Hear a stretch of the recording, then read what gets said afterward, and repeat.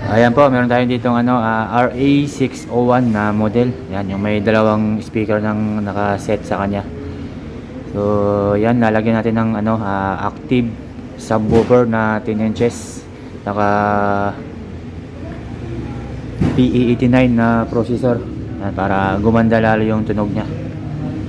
Yan, ito pala yung ano, active na siya, active subwoofer. Ang model niya TO912ES. At saka yung processor naman natin na gagamitin PE89. So yan, ipapakita lang po natin kung paano siya i-connect. So ayan po, lalagyan muna natin ng speaker wire yung ating amplifier papuntang speaker natin left and right.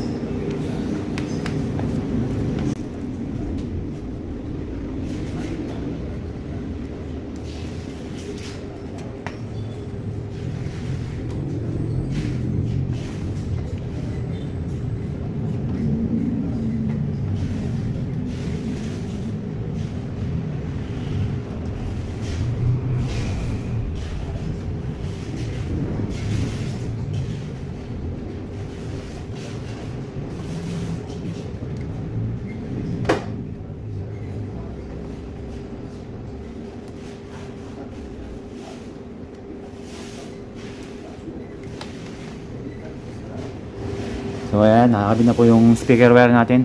Ayan, left and right. Saka kailangan po yung pagkabit nyo ng wire dito sa positive. Hindi kalat-kalat yung pinaka-ibla ng mga wire. Para hindi po mag-shorted dun sa body ng ano, ating amplifier. So, paganahin po muna natin na wala pa pong subwoofer. Saka yung PE89. Ito lang muna paganahin natin para malaman natin mamaya kung ano yung difference na mayroong subwoofer saka wala.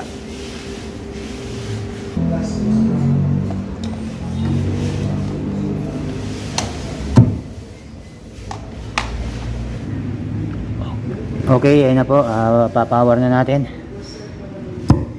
Ayan. Gamit lang po muna tayo ng USB.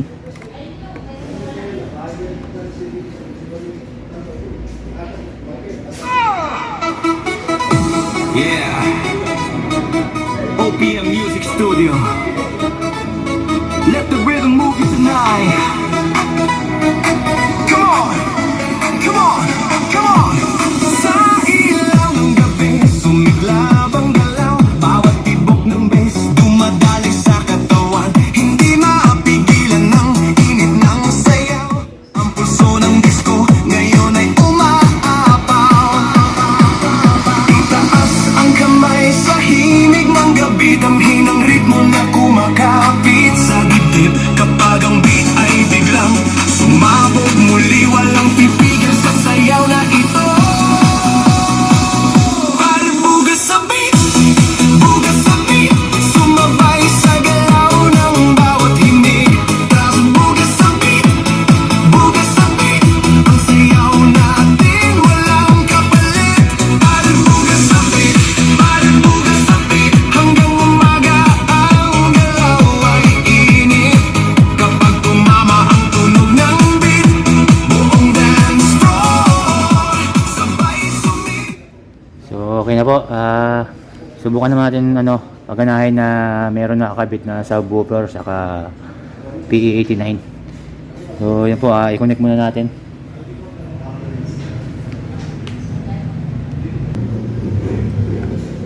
Okay, yan po yung ano, ito po pala yung gagamitin natin na connection.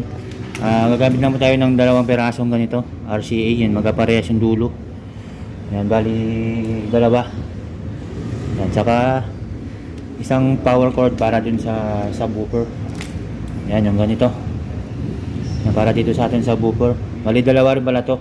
Isa rin dun sa processor natin na P89. Yan, bali tigda dalawa. So ito na, kabit na natin. So yan, kung mapapansin nyo pala, meron siya ditong input saka output. Ito yung pinaka input nya, ito yung pinaka output naman yan. Nakalagay dyan line out, ito naman yung line in. So ang mangyayari nyan, kukuha tayo ng signal dito papunta dito. kukunin natin dito, kukuha tayo ng out. Papunta dito sa in. Yan. Kapitan natin. Yan. Ito yung pinaka-output niya. Nakalagay dito, audio, yan, record out yan, saka MP3. Dito natin lalagay sa record out. Nakalagay record. Guys, naman dito sa dalawa. Mamimili na lang kayo. Yan. Yan, bali yung pinaka-output niya. Tapos, papasok natin dito sa input. Yan, auxiliary, yan, EOX input. Yan natin siya ilalagay. So, yan na, nakakabit na siya. From output to input.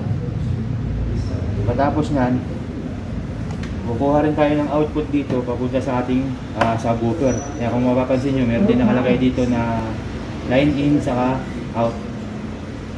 So, yan na, nakakabit na natin. Dito na tayo kukuha, magkatabi lang sila. Yan, sa audio out.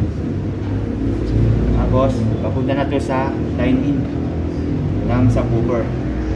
Yan.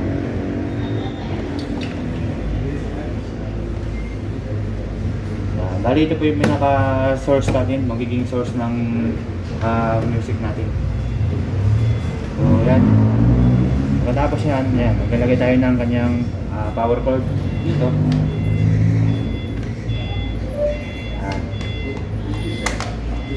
Tapos para din dito sa ating active subwoofer.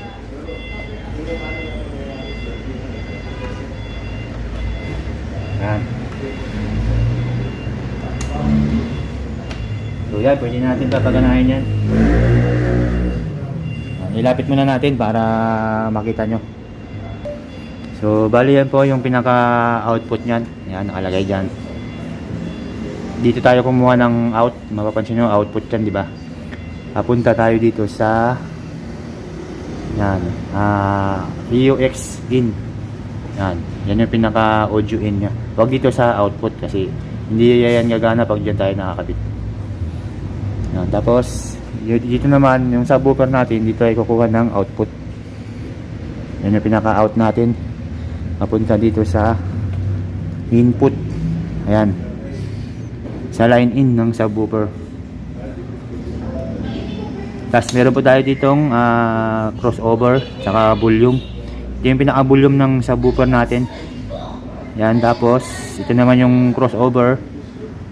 Saka meron siya ditong phase, yung phasing nya. Pwede nyo yung i-adjust yan, yung ano, depende kasi minsan sa speaker. Dito may phasing siya, yung pinaka invert nya. Minsan kasi baliktad yung polarity ng speaker, kaya pwede natin siyang ilipat-lipat yan kung saan siya mas maganda tumunog. Tapos ito naman yung pinaka volume. Yung volume naman dito, i-label nyo lang sa tunog ng ano natin, speaker na RA601. Depende yan sa volume dito sa likod. Adjust lang natin mamaya. Saka meron naman tayong adjust dito sa PE89. So yan po, nakakabit na, power. Tapos meron siyang power dito. Saka ito naman yung PE89 natin, yan, may power na rin. So yun, paganahin na natin. Yun, power na natin yung ating PE89. Yan. Yan, tapos dito na tayo magpi-play ng music. Yung USB, tatanggalin natin to, ililipat natin dito sa PE89. Kasi ito na yung pinaka-source ng music natin.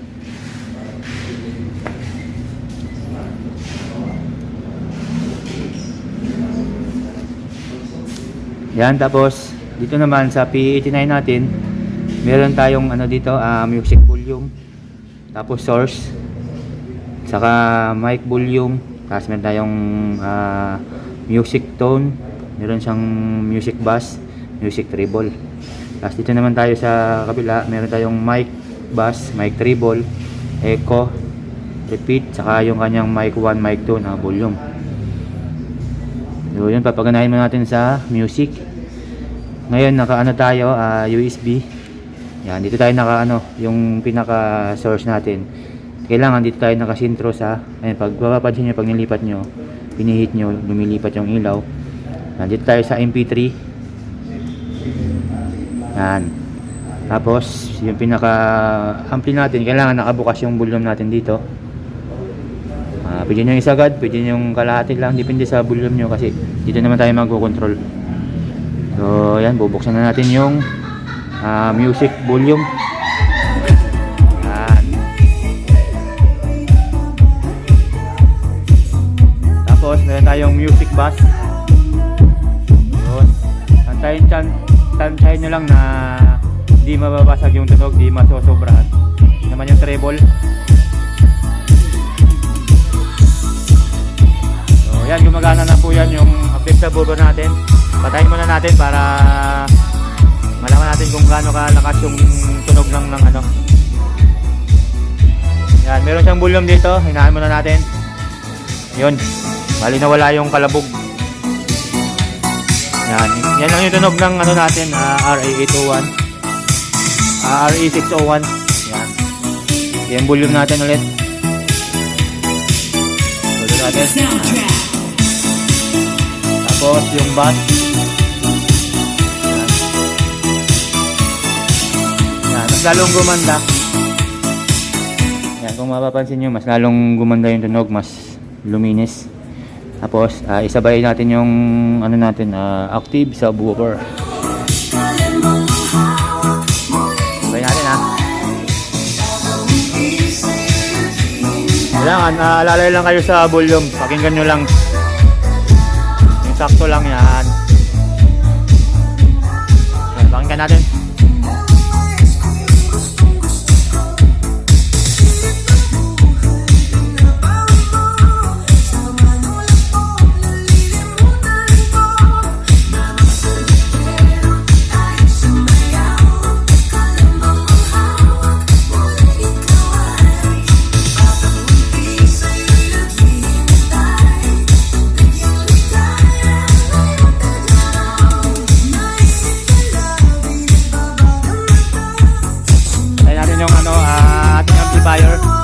Sa RE601 yan, bali sub lang yung papaganahin natin yan.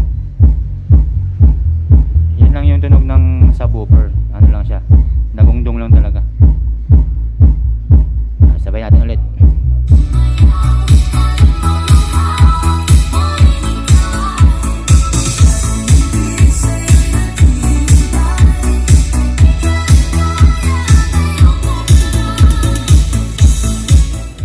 Okay na. Ngayon nalagyan naman natin ng microphone. Dito natin papadaanin yung ating wireless microphone or yung mga wire lang na microphone. Okay. So ayun na, ito yung gagamitin nating wireless microphone. Yan yung ating DH744. Yan.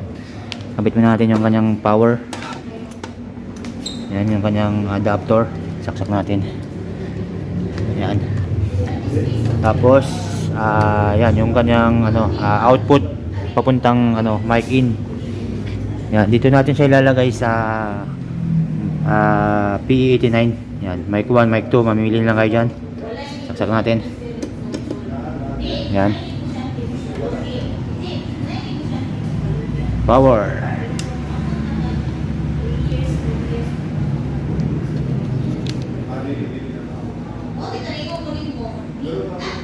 Yun. Yan, tapos ito yung natin, mic volume. Yan, tapos meron tayong mic bass, mic treble, mic echo, repeat, saka yung volume natin kung saan tayo nakakabit na mic line. So yun, bubuksan na natin yung mic natin, mic volume. Yan. Alalay lang kayo sa volume para hindi siya mag-feedback basta-basta. So yan, open na natin yung mic natin. Try natin. Check. Yun.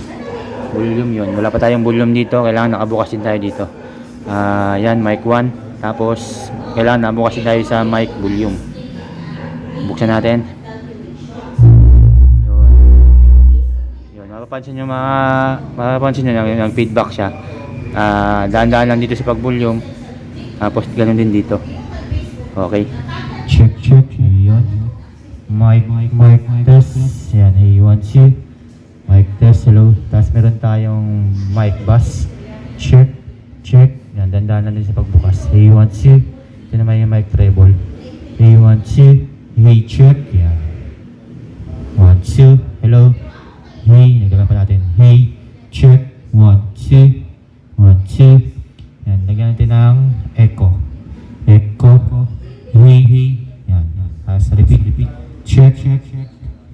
1, 2. Hey, mic test. Sound check. 1, 2. 2. Hey. Yan, adjust na lang yung echo. Mic test. Hello. Okay. Yan. Sabayan din ng music.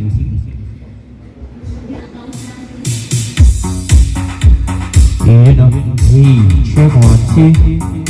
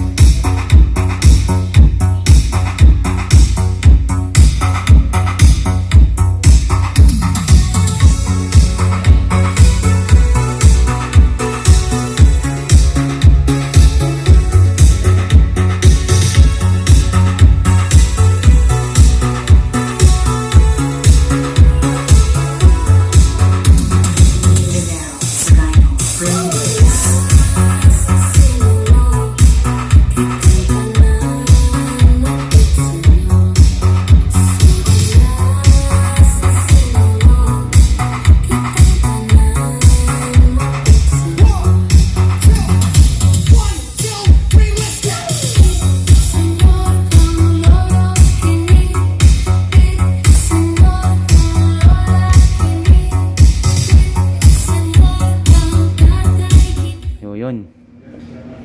Yan, ganun po siya kaganda. Yan, try nyo po sa personal. Mas pag sa cellphone, hindi nyo marinig masyado yung linaw ng sounds. Yan, basta pag nagpihit kayo dito, alala lang, dahan-dahan lang, hanapin nyo lang yung pinaka malinaw ng tunog. Yung buo na hindi masyadong basag. Dito rin sa volume. Yan, saka dun sa amplifier natin. So, yan po. Yan po yung RA 601, PE89, saka yung octave subwoofer natin na TO91, TO910 pala yan, TO910. Ano lang yan, DGs. Meron din tayong D12 yan, partner naman dun sa RA801.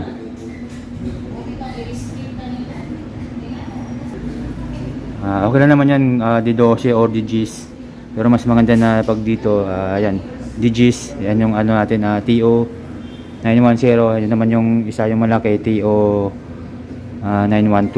Yun, mas maganda partner doon sa ating RA801. Marami yung malaki. So yun, testing din natin yun. Tapos yun naman yung gagamitin natin, yung tawag dyan, X5. So yun, okay.